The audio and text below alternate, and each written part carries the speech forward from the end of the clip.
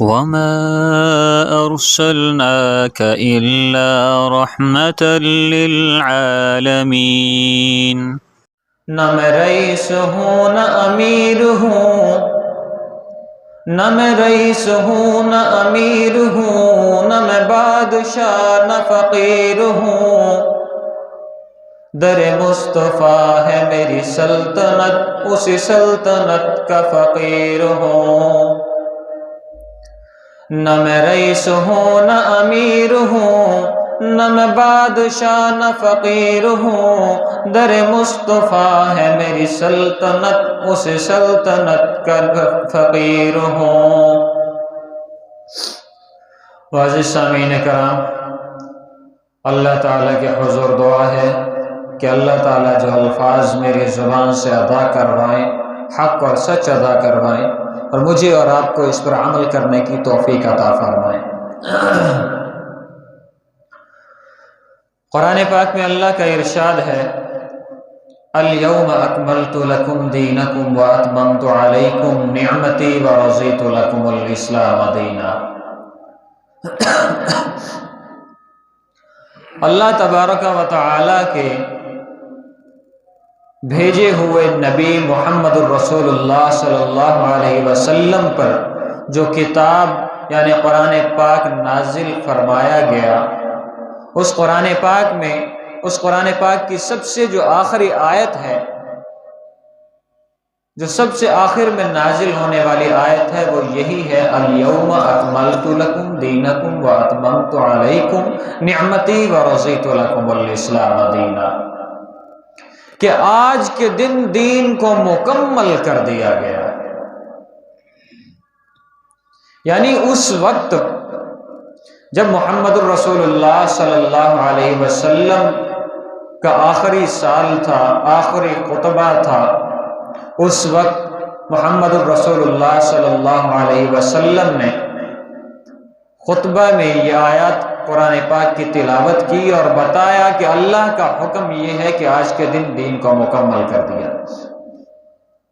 صحابہ کرام رضوان اللہ تعالی علیہم اجمعین سے فرمایا کہ میرے صحابہ گواہ رہنا کہ جو دین اللہ نے مجھ تک پہنچایا وہ میں نے پورے کا پورا آپ لوگوں تک پہنچا دیا، میں نے اس میں سے کچھ چھپایا نہیں، کچھ رکھا نہیں، پورے کا پورا تم لوگوں تک پہنچایا۔ دین اسلام میں اللہ رب العزت نے کہیں بھی سال کے نئے آنے والے سال کی مبارک دینے کا حکم نہیں دیا۔ دین اسلام میں اللہ رب العزت نے سال گرہ منانے کی اجازت نہیں دی، اللہ رب العزت نے نئے ہفتے کے منانے کی اجازت نہیں دی،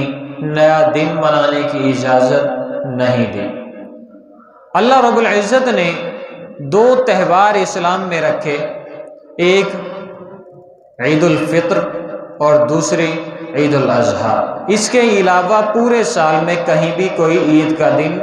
قرآن و حدیث یا صحابہ کرام رضوان اللہ تعالی علیہم اجمعین، تابعین، تبع تابعین رحمہ اللہ تعالی علیہم اجمعین سے کہیں بھی ثابت نہیں ہے۔ محمد الرسول اللہ صلی اللہ علیہ وسلم کی زندگی کے 63 سال میں کہیں بھی کسی سال کے بھی مبارک کسی نے محمد الرسول اللہ صلی اللہ علیہ وسلم کو نہیں دی، اور نہ ہی محمد الرسول اللہ صلی اللہ علیہ وسلم نے کسی کو نئے سال کی مبارک دی، نہ ہی سال کی مبارک دی، نہ یوم پیدائش کی مبارک دی، اور نہ ہی یوم وفات کا سوگ کیا۔ اسلام میں ان چیزوں کی کوئی جگہ نہیں ہے۔ یہود و نصارہ نے اس چیز کو عام کیا کہ جیسے ہی نئے سال کی تاریخ شروع ہو، ٹھیک رات کو 12 بجے 11:59 کے تمام لائٹیں بند کر دی جائیں اور پورے 12 بجے تمام کی تمام لائٹیں آن کر دی جائیں، پٹاخے بجائے جائیں، ناچ گانا کیا جائے اور طرح طرح کے خرافات کی جائیں۔ کیا ہے جی؟ نیا سال مبارک ہو۔ اکثر ہم لوگ دیکھتے ہیں کہ کسی بھی مال میں جائیں، کسی پلازے میں جائیں، بڑے سے بڑا پلازا جہاں پہ تمام کی تمام چیزیں ڈیجیٹل آپ کو نظر آتی ہیں، وہاں پہ لکھا ہوگا ہیپی نیو ایئر، نیا سال مبارک ہو۔ نئے سال کی مبارکباد دینا یا یوم پیدائش کی مبارکباد دینا اسلام میں نہیں ہے۔ اگر ہم یہ کہیں کہ کوئی نہیں، بچے تھوڑے خوش ہو جاتے ہیں، بچوں کی خوشی کے لیے تھوڑی سی خوشی کر دی جاتی ہے، اس وجہ سے ہم یوم پیدائش بھی مناتے ہیں اور اسی وجہ سے ہم نیا سال بھی مناتے ہیں۔ ارے اللہ کے بندے، کیا تیرے بچے اتنے عزیز ہو گئے کہ محمد الرسول اللہ صلی اللہ علیہ وسلم کے دین کو تو نے پیچھے کر دیا، اپنے بچوں کی خوشی کو آگے کر دیا؟ قربان جاؤ محمد الرسول اللہ صلی اللہ علیہ وسلم پر، محمد الرسول اللہ صلی اللہ علیہ وسلم کے صحابہ پر، محمد الرسول اللہ صلی اللہ علیہ وسلم کی سیرت و صورت پر، محمد الرسول اللہ صلی اللہ علیہ وسلم کے دین پر، کہ اللہ تعالیٰ نے تمام مذاہب میں سب سے اعلیٰ و عرفہ دین بنایا اور محمد الرسول اللہ صلی اللہ علیہ وسلم کو تحفتاً دے دیا، اور محمد الرسول اللہ صلی اللہ علیہ وسلم کی ذات کو تحفتاً امت محمدیہ کے حوالے کر دیا۔ اور پھر محمد الرسول اللہ صلی اللہ علیہ وسلم پر جو کتاب نازل کی گئی، تمام کی تمام کتابوں میں، صحیفوں میں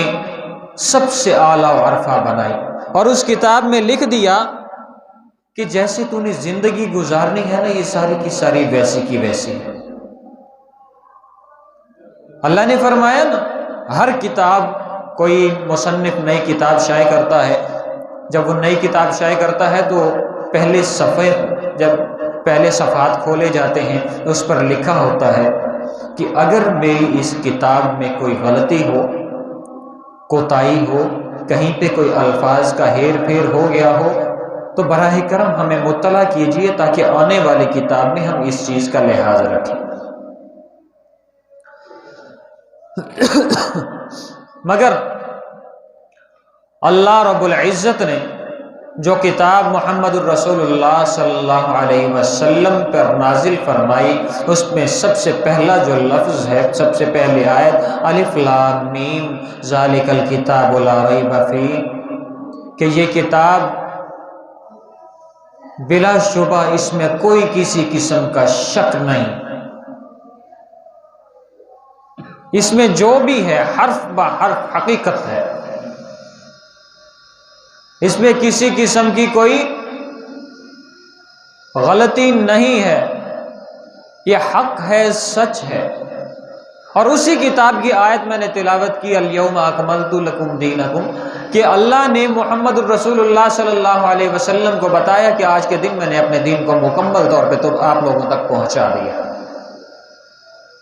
اب جب اللہ کہہ رہے ہیں کہ میں نے دین پہنچا دیا، محمد الرسول اللہ صلی اللہ علیہ وسلم فرما رہے ہیں کہ میں نے دین پہنچا دیا، صحابہ کرام رضوان اللہ تعالی علیہم اجمعین مان رہے ہیں، تسلیم کر رہے ہیں کہ ہم نے وہ دین حاصل کر لیا، پھر تو اور میں کون ہوتے ہیں کہ اس دین میں بڑھاؤ کریں یا اتار کریں؟ اتار چڑھاؤ تیرے میرے بس کی بات نہیں ہے، یہ فیصلہ وہاں پر ہو چکا، یہ فیصلہ محمد الرسول اللہ صلی اللہ علیہ وسلم نے سنا دیا تھا۔ اس کے بعد اگر کوئی اس میں اضافہ کرے یا اس دین میں کوئی کمی کرے تو وہ دین سے ہی خارج ہو جاتا ہے۔ ہم لوگ تمام کی تمام رواج رسم کو اپناتے ہیں، لیکن ہم بھول وہاں جاتے ہیں جہاں پر شریعت کا حکم نافذ ہو جائے۔ عام روٹین میں دیکھنے کو ملا ہوگا کہ ہم اپنی بچی کو جب بیاہ کر کسی دوسرے کو کے حوالے کرتے ہیں تو اس بچی کے ساتھ ہم لاکھوں روپے کا جہیز بھی دے دیتے ہیں۔ 30 لاکھ کا جہیز ایک بچی کے بیانے پر اس کے ساتھ ہم اس کے گھر تک پہنچا کر آتے ہیں، اور اس جہیز کا اسلام میں کوئی عمل دخل نہیں ہے، اسلام میں جہیز کا کوئی نام و نشان نہیں، مگر 30 لاکھ کا جہیز ہم ان کے حوالے کر کے آتے ہیں۔ اور جب والد کے انتقال کے بعد وراثت تقسیم ہوتی ہے تو اس تقسیم وراثت میں ہم کیا کرتے ہیں، بہن یا بیٹی کے لیے جو وراثت باقی بچتی ہے اس وراثت کو ہم کہتے ہیں کہ نہیں، یہ نہیں دیتے۔ 30,000 روپے میکسیمم اس کے لیے اس کے حصہ میں وراثت آتی ہے، وہ 30,000 ہم نہیں دیتے۔ ہم ان سے جواب کیا دیتے ہیں، بے وقوف، تو یہ 30,000 مانگنے آئی ہوئی ہے، تجھے 30 لاکھ کا جہیز تو دیا، جہیز تو نے اسے یہ بتا کے تو نہیں دیا تھا کہ تیری وراثت کا حصہ تجھے دے رہا ہوں، اور جہیز اس میں تو اسلام کا کوئی عمل دخل نہیں، پھر تو کس طریقے سے یہ منع کر رہا ہے؟ جو حق ہے، جس کا اسلام نے حکم دیا، ہم اسے بالکل پرے ہٹ جاتے ہیں، اور جو رسم و رواج ہے جہاں پہ ناک کٹتی محسوس ہوتی ہے وہاں ہم بڑھ چڑھ کے پیسہ لگا دیتے ہیں۔ آج آپ دیکھ لیں، کسی بھی مسجد میں، کسی بھی مدرسے میں چلے جائیں، وہاں پہ کسی نہ کسی چیز کی کوئی نہ کوئی کمی ضرور ہوگی۔ اگر کسی صاحب حیثیت سے یہ کہا جائے کہ بھائی فلاں مسجد زیر تعمیر ہے، اس کا کام کروا دیں، یا فلاں مدرسہ زیر تعمیر ہے، مدرسے میں بچے پڑھتے ہیں، رہائش وہیں پر ہے، یتیم بھی ہیں جن کا کھانے پینے کا کوئی انتظام کرنا ہوتا ہے، کہ مہینے میں ایک دفعہ تو ان کی دعوت رکھ لیں، مہینے میں یا سال میں ایک دفعہ رکھ لیں۔ وہ کہتا ہے کہ میں ان پر کیوں خرچہ کروں، میرا کیا فائدہ ہوگا؟ ہاں، اگر کتوں کی لڑائی ہو رہی ہو تو اس میں ہم 5-5 لاکھ روپے آرام سے جوئے میں لگا دیتے ہیں۔ اب یہ دیکھ لیں کہ اسلام پر لگانے کے لیے، مساجد یا مدارس بنانے کے لیے ہمارے پاس 1 روپیہ نہیں ہوتا۔ کیوں؟ اس لیے کہ یہ اسلام کا ایک کام ہے۔ مسجد بنائیں گے، اس سے تو نمازی آئیں گے، نمازی بڑھیں گے، مسجد بنی ہوگی، خوبصورت مسجد ہوگی، اندر کوئی داخل ہو جائے گا اور نماز پڑھ لے گا، یہ کام تو نہیں کرنا۔ مدارس کے بچوں کی کفالت کریں گے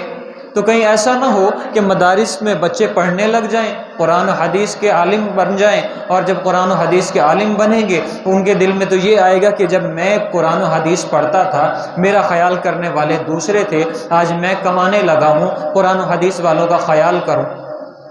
نہیں، ایسا کام ہم نہیں کرتے، کہیں ایسا نہ ہو کہ دین عام ہو جائے۔ جبکہ اسے یہ کہا جائے کہ فلاں جگہ ناچ ہونے والا ہے، ناچ گانا ہونے والا ہے، باقاعدہ مجرا ہوگا، تو وہاں پہ ہم لاکھوں روپے لوٹانے کو تیار ہو جاتے ہیں۔ دین کے کام پہ کوئی خرچہ نہیں۔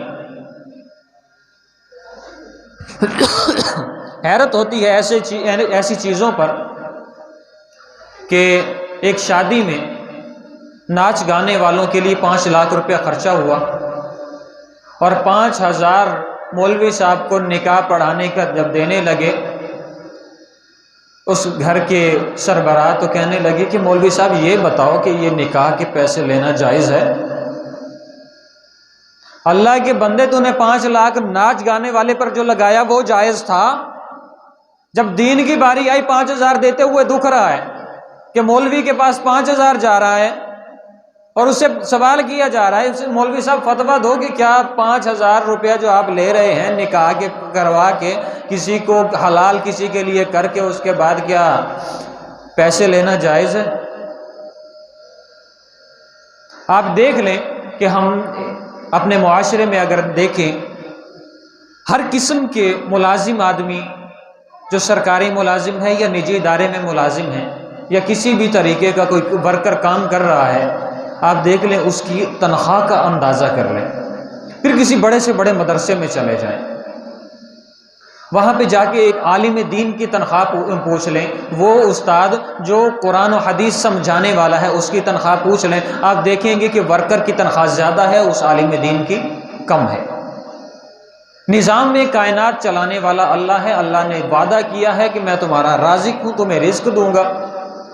میں تمہیں سنبھالوں گا، صرف شرط یہ ہے، اللہ کا فرمان ہے، حدیث قدسی ہے کہ اے ابن آدم، ایک تیری خواہش ہے، ایک میری خواہش ہے، اگر تو سپرد کر دے خود کو اس کے جو میری خواہش ہے تو دے دوں گا تجھے وہ بھی جو تیری خواہش ہے، ہاں اگر تو خلاف کرے خود کو اس کے جو میری خواہش ہے تو پھر تجھے تھکا دوں گا اس میں جو تیری خواہش ہے، بس پھر ہوگا وہی جو میری خواہش ہے۔ اگر اللہ کی مرضی کے مطابق، اللہ کی خواہش کے مطابق زندگی گزار لو، اللہ آپ کی ساری پریشانی اپنے ہاتھ میں لے لے گا۔ وہ 5,000 روپیہ لے کے 50 طلباء کو روزانہ باقاعدہ قرآن و حدیث قال اللہ قال رسول پڑھاتا ہے، اس کی 5,000 میں گزارا اس کا اچھا چلتا ہے۔ اس کی وجہ یہ نہیں ہے کہ مولوی کرپشن کرتا ہے۔ اس طرح کرپشن کے کیس میں دیکھا جائے تو مولانا فضل الرحمان پہ بھی ہم لوگوں نے دیکھا کہ کئی قسم کے کیس ہوئے، وہ کرپشن سے بچ گئے۔ مولوی کرپشن نہیں کرتا، ہمیں ہمارے میڈیا نے، الیکٹرانک میڈیا نے، پیپر میڈیا نے یا سوشل میڈیا نے اس قسم کے توہم میں پھنسا دیا ہے کہ آج ہم مولوی کو لعنت سمجھتے ہیں۔ کسی کو کہا جائے نا یار وہ فلاں مسجد کا مولوی ہے، اس کی بیٹھ کے ذرا بات سن لینا، وہ کہے گا یار مجھے مولوی اچھے نہیں لگتے، پاسے کرو اسے، کون مولوی اور کیسا مولوی۔ اگر کسی سے کہا جائے نا کہ اپنے بچے کو مولوی بنا لے تو جواب ملتا ہے کہ میں اپنے بچے کو مولوی بنا کے اس کی زندگی خراب کر دوں۔ یعنی کہ ہم لوگ اتنے گر چکے ہیں کہ آج جس وجہ سے اسلام کا بول بالا تھا، محمد الرسول اللہ صلی اللہ علیہ وسلم کے دین کے جھنڈے پوری دنیا میں گڑے ہوئے تھے، محمد الرسول اللہ صلی اللہ علیہ وسلم کی زندگی میں کوئی مجھے ایک شخص ایسا بتا دے جو محمد الرسول اللہ صلی اللہ علیہ وسلم کی مخالفت میں کھڑا ہوا کامیاب ہو گیا، جو دین کی مخالفت میں کھڑا ہوا کامیاب ہو گیا، کوئی ایک بھی نہیں ملے گا۔ لوگ روٹی اس وقت بھی کھاتے تھے، کپڑا اس وقت بھی پہنتے تھے، گھروں میں اس وقت بھی رہا کرتے تھے، اعلیٰ سے اعلیٰ قسم کے کاروبار بھی کیا کرتے تھے، لیکن سنت کے مطابق، محمد الرسول اللہ صلی اللہ علیہ وسلم کے بتائے ہوئے طریقے کے مطابق۔ یہ نہیں تھا کہ محمد الرسول اللہ صلی اللہ علیہ وسلم موجود ہیں اس وجہ سے اس قسم کے کاروبار ہو رہے ہیں۔ محمد الرسول اللہ صلی اللہ علیہ وسلم کے بہت دیر بعد خلیفہ عمر ثانی حضرت عمر بن عبدالعزیز رحمہ اللہ علیہ کے دور میں تمام مسلمان ایسے ہوا کرتے تھے کہ جیسے ایک باپ کی اولاد ہو۔ آپ رحمہ اللہ علیہ کے دور خلافت میں ایک آدمی کو، ایک قاصد کو بھیجا گیا کسی غیر مسلم ملک میں کہ وہاں جا کر یہ رکا اس ملک کے جو وہ ہیں امیر ہیں، اس ملک کی خلافت جس کے ہاتھ میں ہے اسے جا کے دے آؤ اور اس کا جواب بھی لے آؤ۔ وہ دینے کے لیے جب گئے، وہاں جا کے دیکھا اس مسلمان قاصد نے، اس نے جواب دیا، وہاں کے امیر نے جواب دیا بادشاہ نے کہ آپ ایسا کرو کہ آج کی رات یہاں پہ رہ جاؤ، کل صبح جواب لے کے واپس چلے جانا۔ اب مسلمان قاصد جب وہاں پہ رکے تو وہاں پہ چہل قدمی کرتے ہوئے جیل خانے کی طرف چلے گئے۔ جیل خانے میں جب پہنچے تو وہاں پہ قرآن پاک کی تلاوت کی آواز آ رہی تھی۔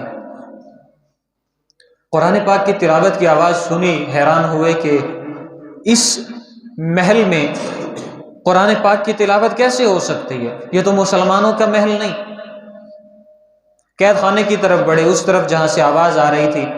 وہاں گئے، دیکھا کہ ایک جیل میں ایک آدمی جس کے دونوں ہاتھ نہیں ہیں بیٹھا تلاوت کر رہا ہے اور بڑی سریلی آواز میں تلاوت کر رہا ہے۔ انہوں نے پوچھا کہ اس بادشاہ کے دربار میں قرآن کی آواز، یہ کیسے ہو سکتا ہے؟ تو پڑھنے والے نے جواب دیا کہ اس بادشاہ کے دربار میں قرآن کی پہچان کرنے والے کی آواز، یہ کیسے ہو سکتا ہے؟ تو انہوں نے بتایا کہ مجھے خلیفہ عمر بن عبدالعزیز رحمہ اللہ علیہ نے ایک رقعہ دے کر بھیجا ہے، بتا تو کس حالت میں یہاں پہنچا؟ جواب ملا کہ میں یہاں پہ دین کی تبلیغ کیا کرتا تھا، دین کو پھیلانے کا کام کیا کرتا تھا، جب شاہ مصر کو یہ پتہ چلا کہ یہ شخص دین کی تبلیغ کرنے کے لیے یہاں بیٹھا ہوا ہے، یہ دین کو پھیلانے کے چکر میں یہاں ادھر ادھر گھومتا پھرتا ہے، لوگوں سے ملتا ہے، تو شاہ مصر نے مجھے گرفتار کروایا، میرا ایک بازو کاٹ دیا، میں پھر باز نہ آیا، اس نے میرا دوسرا بازو کاٹ دیا، میں پھر بھی باز نہ آیا، اس نے مجھے پکڑ کے قید خانے میں بند کر دیا، اور اب یہاں میں تنہا پڑا، کوئی میرے پاس آتا نہیں، کوئی مجھ سے بات کرتا نہیں، کوئی میری بات سنتا نہیں۔ اس وجہ سے میں قرآن پاک کا حافظ ہوں، اور میں یہاں پہ بیٹھ کے قرآن پاک کی تلاوت کرتا رہتا ہوں۔ وہ مسلمان قاصد واپس گئے، خلیفہ عمر بن عبدالعزیز رحمہ اللہ علیہ کو وہ اس رقعے کا جواب دیا۔ جواب دینے کے بعد عرض کیا کہ امیر المومنین، میں نے دیکھا کہ شاہ مصر کے دربار میں قید خانے میں ایک مسلمان قرآن پاک کی تلاوت کرتا ہے، اور وہ اس طرح سے وہاں پہ قید ہوا ہے، اسلام اس کی قید ہونے کی وجہ تھی، قید و بند کی وجہ تھی، اور میں یہ چاہتا ہوں کہ ہمارا ایک مسلمان بھائی وہاں قید ہے، اس قید خانے سے اسے چھڑا کر لایا جائے۔ امیر المومنین حضرت عمر بن عبدالعزیز رحمہ اللہ علیہ نے اسی وقت ایک رقعہ لکھا، جس میں لکھا کہ شاہ مصر کو کہا کہ شاہ مصر، اگر تو اپنی خیریت چاہتا ہے تو میرے قاصد کے جواب سے پہلے اگر وہ مصر میں رہنے والا مسلمان قیدی اگر بری ہو کر اس کے ساتھ نہ آیا تو یاد رکھنا کہ تیرا جواب ختم ہونے سے پہلے میرا ایک سپاہی تیرے دربار میں ہوگا، اور پہلا سپاہی تیرے دربار میں ہوگا اور آخری سپاہی میرے دربار میں ہوگا۔ اور آج ہماری حالت کیا ہو چکی ہے؟ کیا وہ مسلمان نہیں تھے؟ یا وہ مسلمان تھے تو ہم مسلمان نہیں؟ دونوں میں ذرا احتساب کر کے دیکھیں، ایک پلڑے میں ان مسلمانوں کو رکھیں، ایک پلڑے میں ہم مسلمانوں کو رکھیں۔ کیا ہمارا اور ان کا جو معیار ہے وہ برابر ہے؟ کیا ہم اس معیار تک پہنچ سکتے ہیں؟ یقین کریں کہ اگر صحابہ کرام رضوان اللہ تعالی علیہم اجمعین میں سے یا تابعین رحمہ اللہ تعالی علیہم اجمعین میں سے یا تبع تابعین میں سے کوئی ایک شخص بھی اگر اللہ انہیں حکم دے اور وہ زندہ ہو جائے اور ہماری اس کیفیت کو دیکھے، نہ جانے کس درجے کا منافق اور کافر کہے گا ہمیں۔ اس کی وجہ کیا ہے؟ کہ ہم لوگوں نے اپنے اندر سے اسلام کو نکال دیا، اسلامی تعلیم کو نکال دیا، محمد الرسول اللہ صلی اللہ علیہ وسلم کے طریقے کو نکال دیا، اللہ کے احکامات کو نکال دیا، صحابہ کے نقش قدم کو نکال دیا۔ ہم لوگوں نے اپنی زندگی میں سے دین اسلام کو باہر کر دیا، یہود و نصارہ کے سارے طریقے اپنا لیے۔ آج ہمارا ایک چھوٹا سا بچہ، اس کی عمر 1 سال ہوتی ہے، ابھی وہ بولنا نہیں سیکھا، ابھی وہ صحیح طرح بیٹھ بھی نہیں سکتا، اسے ہم سب سے پہلے 1 سال کی جو مبارکباد دیتے ہیں وہ کہتے ہیں happy birthday to you. جب وہ 1 سال کا بچہ جس کے دل و دماغ میں ابھی تک کچھ بھی نہیں، اس میں یہ بھرا جائے گا کہ میرے 1 سال زندگی کا کم ہو جانے پر مجھے مبارک دی جاتی ہے، یہ میری زندگی کا ایک اصول ہوگا، یہ میرے لیے کوئی بہت اہم سال کا دن ہوگا۔ دوسرے سال، پھر تیسرے سال، یہاں تک کہ ساری زندگی پھر اس کی سالگرہ منائی جاتی ہے۔ یہ طریقہ کس کا؟ یہودیوں کا۔ پہلے سال کے شروع ہونے پر ایک بچے کو پتہ چلتا ہے کہ ہیپی نیو ایئر کہہ کے بڑے بڑے ڈیک لگائے جاتے ہیں، گانے بجانے ہوتے ہیں، ناچ گانے ہوتے ہیں اور عریان بدن ہو جاتے ہیں، تو وہ یہ سمجھے گا کہ میری اس زندگی میں یہ دن بھی سب سے اہم ہے کہ جب میں نے بے غیرتی کا لباس اوڑھنا ہے۔ آپ اپنے دل پر ہاتھ رکھ کے کوئی یہ کہہ دے کہ یہ طریقے جو ہم لوگ کرتے ہیں مسلمانوں کے ہیں، اس کے بعد کیا ہمارا بچہ عالم دین پیدا ہوگا؟ اس کے بعد ہمارا بچہ قرآن پاک کا فاضل ہوگا؟ اس کے بعد ہمارے دل میں اسلام کی محبت پیدا ہوگی؟ آج محمد الرسول اللہ صلی اللہ علیہ وسلم پر بکواس کرنے والے کتے کی طرح بھونکتے ہیں، مگر ہم اپنے دل و دماغ پر مہر لگوائے بیٹھے ہیں۔ آج میرے صحابہ پر کتے کی طرح بھونکا جاتا ہے اور ہم مہر لگائے بیٹھے ہیں۔ کیا ہے؟ ہمارے دلوں میں ایمان نہیں رہا۔ محمد الرسول اللہ صلی اللہ علیہ وسلم کا فرمان ہے کہ آپ صلی اللہ علیہ وسلم نے فرمایا کہ اے میرے بندے، اے میرے امتی، یہ یاد رکھ کہ اگر تو دیکھے کہ کہیں غلط کام ہو رہا ہے تو اسے اپنے ہاتھ سے روک، اس غلط کام کو ہونے نہ دے۔ اگر تیرا دل اس پر بھی اتفاق نہیں کرتا تو پھر اپنی زبان سے روک۔ اگر ہمت زبان سے روکنے کی بھی نہیں ہوتی تو پھر سب سے کم ترین درجہ یہ ہے کہ تو اسے اپنے دل سے برا سمجھ، اور یہ ایمان کی سب سے کمزور ہونے کی نشانی ہے۔ اور آج ہمیں دیکھ لیں، ہمارے سامنے اگر کوئی میرے دین کی مخالفت کرتا ہے، میرے نبی صلی اللہ علیہ وسلم کی گستاخی کرتا ہے، قرآن کی گستاخی کرتا ہے، صحابہ کی گستاخی کرتا ہے، تو ہم کہتے ہیں اچھا یار اس کی غلطی سے اس کے منہ سے نکل گیا ہوگا، کوئی بات نہیں۔ یہ ایمان کے کمزور ہونے کی نہیں، ایمان کے نہ ہونے کی نشانی ہے۔ اللہ تعالیٰ مجھے اور آپ کو دین حق کو سمجھنے اور اس پر عمل کرنے کی توفیق عطا فرمائے۔